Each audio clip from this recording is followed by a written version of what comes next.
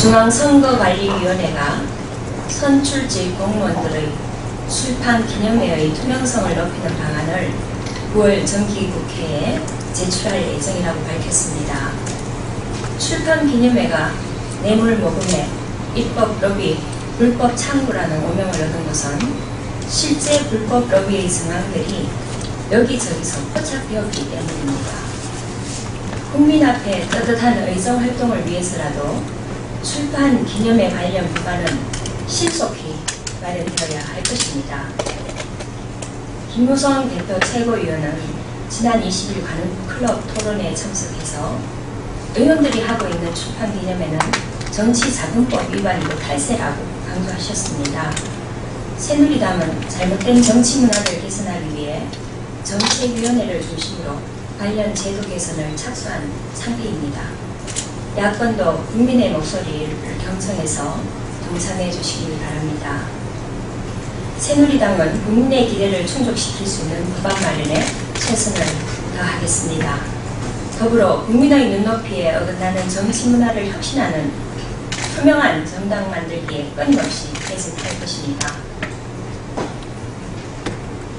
새정치민주연합이 기습적으로 제출한 임시국회 소집 요구서에 의거해서 오늘 0시부터 임시국회 회의가 시작되었습니다. 지난 7월 임시국회는 단 한 건의 법안도 처리하지 못했다는 불명예를 안고 끝났습니다. 이번 임시국회가 비리 혐의에 연루된 의원을 위한 방탄국회라는 오명에서 벗어나려면 정치권이 일하는 모습을 보여줘야 합니다. 세월호 특별법은 특별법대로 또 시급한 민생 현안은 민생 현안법대로 처리하는 모습을 국민에게 보여드려야 합니다. 8월 임시국회가 아무 성과 없이 종료가 된다면 지난 19일 11시 59분에 단독으로 임시국회 소집 요구서를 접수시킨 새정치민주연합은 방탄국회 비판을 면할 길이 없습니다. 1년 내내 상시국회를 하는 게 새정치민주연합의 입장이라고 합니다. 아무 일도 하지 않고 여러만 넘는 국회는 국민을 우롱하는 것입니다. 이제는 정치권이 경제발전과 서민생활 안정에 도움은커녕 발목만 잡는다는 비판에서 벗어나야 할 때입니다. 일 좀 합시다. 우선 하루빨리 여야 원내대표가 만나서 임시국회 일정 논의에 착수할 것을 제안합니다. 새정치민주연합이 수권 정당이자 제1야당으로서 책임과 의무를 다하는 모습을 보여주시기를 기대합니다. 어제 새정치민주연합의 여성의원이 세월호 특별법은 대통령이 나설 일이 아니라는 민경욱 청와대 대변인의 발언에 대해 자신의 페이스북에 무책임한 대통령, 비겁한 대통령, 진상규명도 나서지 않는 대통령이라고 했고 당신은 국가의 원수가 맞다 라고 썼습니다. 원수는 국가 원수라는 뜻도 있고 전체적 맥락에서 볼 때 원한이 맺힐 정도로 해를 끼친 사람이라는 뜻의 원수로도 해석될 수 있습니다. 다시 하겠습니다.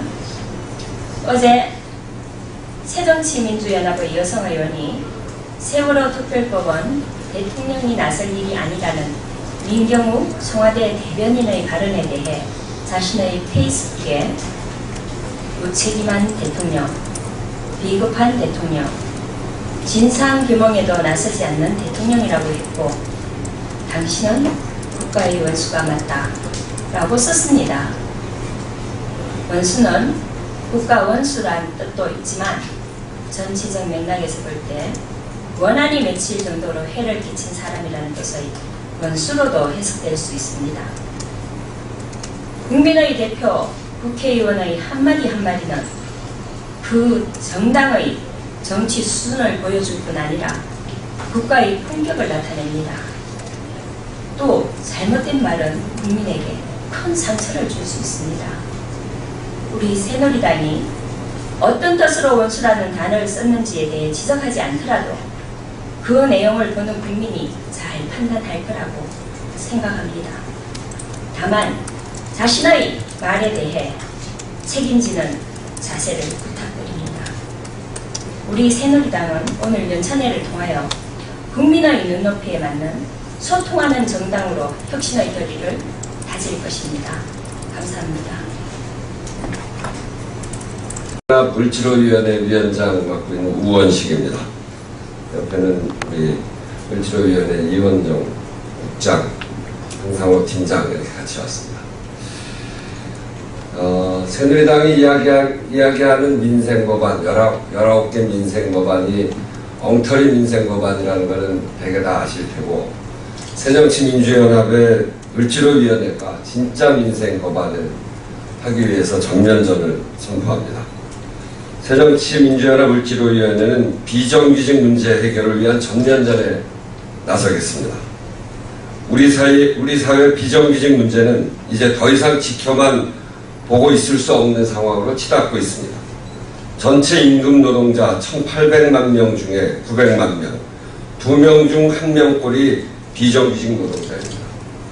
기업의 자율성에 의거해 발표된 그 진위 여부가 매우 의심스러운 통계인 고용 형태 공시제, 여기에 따르더라도 전체 노동자의 20%가 훨씬 넘는 노동자가 간접 고용 노동자입니다. 이 고용 형태 공시제에 따르면 이게 얼마나 엉터리냐면, 삼성전자 서비스가 간접 고용 노동자를 30여 명으로 이 공시제에 의해서 발표를 했는데, 실제로는 지난번 기자 여러분들 잘 아시다시피 삼성전자 서비스에 간접 고용된 비정규직 노동자는 10,000명이 넘습니다. 그걸 30명으로 발표한 통계에 의해서도 20%가 훨씬 넘는 노동자가 간접 고용 노동자이며, 임금 노동자 10명 중 1명은 최저임금조차 받지 못하고 있는 것입니다.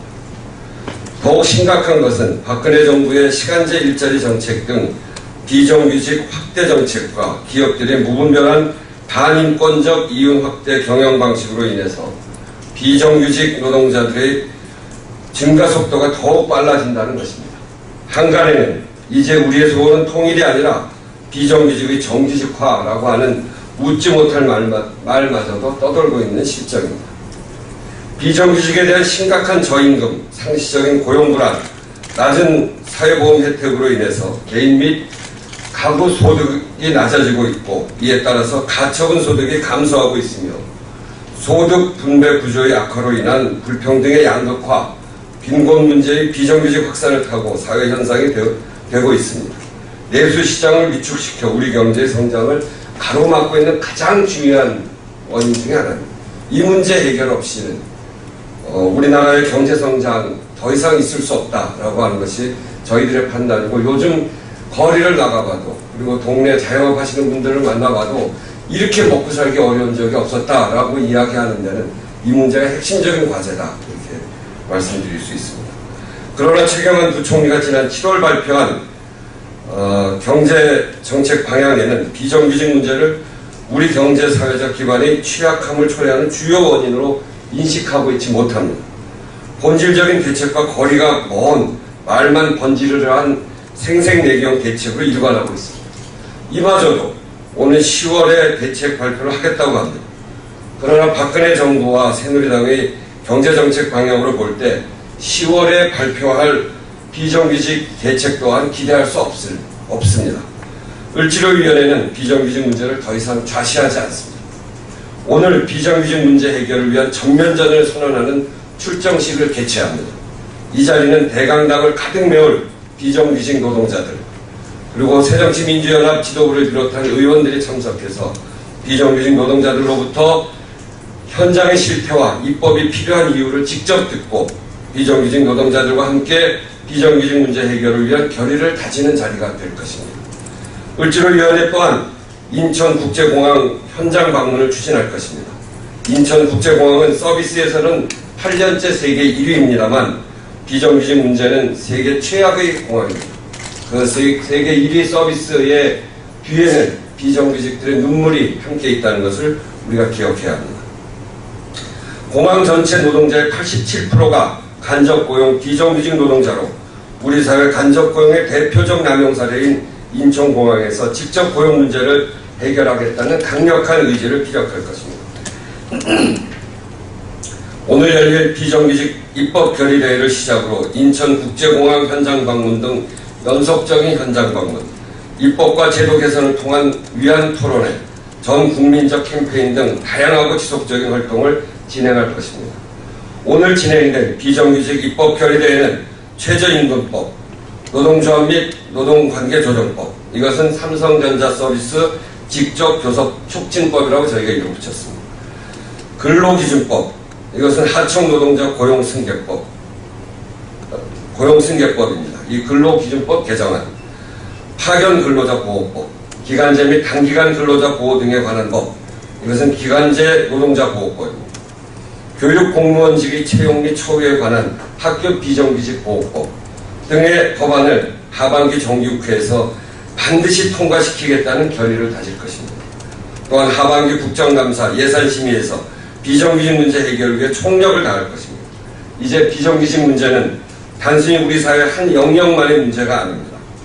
우리 사회가 가지고 있는 모든 많은 어려움 중에 가장 심각한 어려움이고, 이를 해결하지 않고서는 정치, 경제, 사회, 문화 등 모든 영역에서 단 한치의 진전도 이룰 수 없습니다.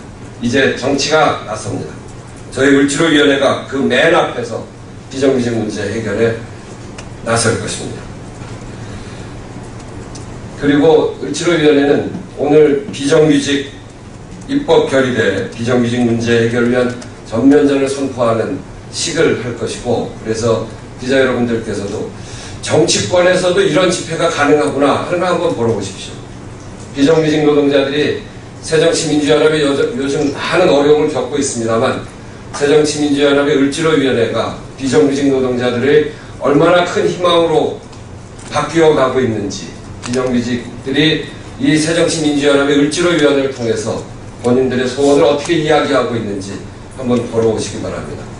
노동자들의 집회는 거리에만 있는 것이 아니고, 이제 새정치민주연합 을지로위원회와 함께 제도권에서 국회 대강당에서 그 함성을 올리게 될 것입니다. 오늘 이렇게 하고 조만간에 또 한 축인 중소자영업자 입법 결의대회를 준비하고 있습니다. 추석 끝나고 난 이후에 이번 국정감사 그리고 하반기 국회를 대비해서 저희 을지로위원회가 크게 중심축으로 삼고 있는 중소자영업자들의 문제, 여기에 입법 결의대회를 한편으로 준비해가고 있다는 걸 말씀드리고, 이런 중소자영업자와 비정규직, 그 중에서도 그 간접고용 비정규직, 여기에 주목하시고 저희가 이 문제를 어떻게 다뤄가는지 함께 기자 여러분들께서 관심 가지고 지켜봐 주셨으면 좋겠다 하는 말씀입니다. 오늘 저녁 6시 반입니다. 의원회관 대강당에서 이 앞에 있는 포스터처럼 저희가 이런 거 하고 싶은 겁니다. 비정규직들한테 슈퍼맨이 되고 싶습니다. 슈퍼갑이라고 우리한테 이야기합니다만, 비정규직을 보호하고 중소자영업자를 보호하는데 슈퍼갑이라고 하고 싶은 생각이고, 그런 표현으로 슈퍼맨이 되겠다 하는 생각으로 포스터를 이렇게 만들었습니다. 많은 관심 부탁드립니다. 감사합니다. 유민 아빠 김영호 씨가 단식 40일째인 오늘 아침 병원으로 후송됐습니다. 온 국민과 함께 김영호 씨의 회복을 기원합니다. 중립을 지킬 수 없는 인간적 고통의 한가운데서 수많은 시민들이 발을 동동 구르고 있는 상황이 지속되고 있지만, 대통령과 집권 여당은 세월호의 아픔과 고통에 보란듯이 눈을 감고 있습니다. 4월 16일 7시간 동안 사라졌던 대통령이 구명조끼 발언으로 유족과 국민을 경악하게 한 것을 시작으로 해서 지난 129일간 청와대와 새누리당은 유족들을 2번, 3번 울리는 갖가지 말폭력을 행사해 왔습니다. 청와대는 컨트롤타워가 아니다, 세월호 참사는 교통사고다, 이런 식의 책임 전가가 한 축에 있고, 또 다른 한 축에는 유가족의 진심과 요구를 호도해서 마치 큰 특혜를 원하는 것처럼 국민과 유족을 갈라놓으려는 시도가 그 다른 한 축에 있었습니다. 세월호 진상규명특별법을 두고 진통이 거듭되고 있는 지금 이 상황에서도 청와대와 새누리당의 비겁하고 무책임한 처사는 계속되고 있습니다. 특히 민간인 결재, 특정 집단 운운하면서 유족에게 화살을 돌리는 것은 유족을 고립시키려는 의도라고 볼 수밖에 없습니다. 새누리당은 유족이 국회를 불신하게 만든 원인 제공자입니다. 유족과 대화해서 지금 문제를 풀어갈 책임이 새누리당에 있습니다. 국회의 입법권을 말하면서 과반이 넘는 거대 여당이 수수방관하는 것은 앞뒤가 맞지 않습니다. 대통령이 김영호 씨 수차례의 면담 요청을 거부하는 것은 사람의 생명보다 우선인 것은 없다는 지극히 상식적인 요구를 거절한 것입니다. 세월호 특별법이 대통령이 나설 일이 아니라는 청와대의 주장은 세월호 참사에 책임지지 않겠다는 것입니다. 지금 국민의 생명과 안전을 위한 세월호 진상규명 특별법보다 더 시급한 현안이 또 있다는 것입니까? 4월 16일 아침 수수방관하면서 단 한 명도 구하지 못한 무능과 무책임을 여전히 반복하고 있는 상황입니다. 대통령은 국회를 방탄벽으로 삼고 집권 여당은 야당을 방탄벽으로 삼는 이 기괴한 상황을 대통령의 결단으로 끝내야 합니다. 새누리당 중앙위원들과 오찬을 즐기고 김장수 전 실장과 남재준 전 원장을 불러서 격려할 시간이 있는 대통령이 내 자식이 왜 그렇게 억울하게 죽었는지 그 진실이 알고 싶다고 목숨까지 걸고 단식을 하는 유민 아빠는 만날 시간이 없다고 합니다. 이런 대통령이 정말 대한민국의 대통령이고 국민의 대통령인지, 이렇게까지 비정하고 모진 대통령이 또 있을 수 있는 것인지 정말 슬프고도 화가 나는 아침입니다. 유가족의 여한이 남지 않도록 진상 규명하겠다는 것은 대통령의 약속이었습니다. 유가족이 동의할 수 있는 안을 내든지 유족의 이해를 구하든지 이제 이 문제를 풀기 위해 남은 것은 대통령과 새누리당의 몫입니다. 이상입니다. 오늘은 김숙창 전 제주지검장의 엽기적인 음란 행위, 법무부 장관과 검찰총장이 직접 사과하라는 제목으로 논평을 하겠습니다. 길거리에서 음란 행위를 한 혐의로 경찰 수사를 받고 있는 김숙창 전 제주지검장에 대한 국민의 분노가 하늘을 찌르고 있습니다. 열린 입이 다물어지지 않을 정도입니다. 당사자는 거짓말을 하다가 들통이 나자 사직서를 제출했습니다. 더욱 가관인 것은 법무부가 입에 담기도 민망한 저질 행위를 한 김 전 지검장에 대한 사직서를 즉시 처리했습니다. 현행 비공직자의 의원면직 처리 제한에 관한 규정은 중징계로 판단되는 사항과 관련해서 수사기관에서 수사 중일 때는 의원 면직을 허용해서는 안 된다, 이렇게 규정하고 있습니다. 법무부가 법과 규정을 위반한 것입니다. 이런 상황에서 김 전 지검장이 소속된 검찰총장은 입을 다물어도 되는가? 스폰서 검사와 벤처 검사 등으로 수없이 국민의 지탄을 받아온 검찰 조직이기 때문에 웬만큼한 사건에는 무덤덤할 수 있습니다. 그러나 이번만큼은 다릅니다. 말을 안 해도 무엇이 다른지를 알고 있을 것입니다. 공직자에 대한 도덕적 잣대는 엄격합니다. 김 전 지검장을 감싸고 돈 검찰총장은 즉각 국민에게 사과하고 검찰 총수로서 그 책임을 져야 할 것입니다. 법무부 장관 역시 사표 처리 과정에서 관련 법규와 규정을 위반해서 제19 감싸기에 급급했습니다. 국민 앞에 나서 머리 숙여 사죄하고 검사직을 떠났을지라도 규정에 따라서 김 전 지검장에 대해서 응당한 후속 조치를 취할 것을 요구합니다.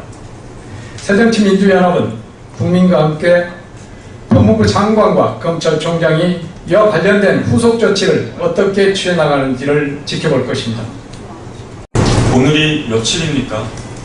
8월 22일입니까? 4월 16일입니까? 넉 달을 훌쩍 넘어 129일이 흘렀으나 모든 것이 그날 아침과 너무나도 똑같습니다. 유민 아빠 김영호 씨가 끝내 병원으로 긴급 이송되었습니다. 목숨을 내건 단식 40일째입니다. 유민이가 차가운 바닷속으로 사라져갈 때 아무런 조치도 취하지 않았던 박근혜 대통령, 유민 아빠가 쓰러지는 오늘도 아무런 답이 없습니다. 사라진 7시간이 아니라 사라진 129일입니다. 그간 확인된 것은 단순한 무능무책임이 아니라 의도적이고 적극적인 무능무책임이라는 사실일 뿐입니다. 나서지 않겠다고 노골적으로 선언했습니다. 지팡이에 의지하여 힘겹게 한 발짝씩 대통령을 만나러 온 유민 아빠를 경찰을 시켜 가로막았습니다. 129일 전과 달라진 점이라면 집권 여당인 새누리당도 이 파렴치한 직무유기, 무능무책임의 대열에 기꺼이 합류했다는 사실입니다. 병원으로 긴급 후송된 유민 아빠를 비로하고 광화문 광장에서 단식에 동참한 수많은 국민들을 내팽개치고 새누리당은 오늘부터 1박 2일간 국회의원 연찬회를 떠납니다. 대체 어느 나라 국회의원들인지 참으로 한가하기 짝이 없습니다. 지금 국민들은 근본적인 질문을 던지고 있습니다. 국민의 목숨마저 도외시하는 정치 집단, 국정을 내팽개친 대통령이 더 이상 필요합니까? 이상입니다.